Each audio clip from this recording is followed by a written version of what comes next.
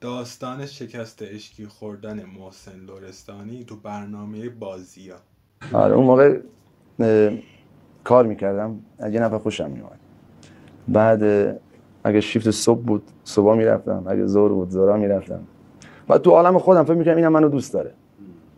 بعد میرفتم و مثلا دنبالش و فلان و اینا.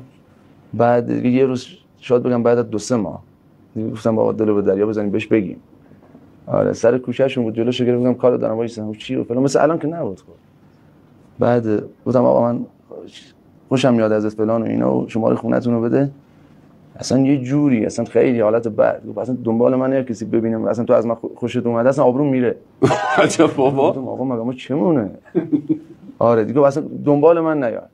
اصلا حالم بد شد و شاید بگم 10 روزی 20 روزی اصلا افسرده شدم کلا. گفتم خدایا سخته. آره اصلا تو رویای خودم اونم خوشش میومد. اون نگاه میکرد میگفتی دیگه این دیگه گذشت و اینا. بعد که خواننده شدیم اینا پیام داد و خوبی و سلامت. گفتم آقا الان که دیگه اشتباهه. اون موقع با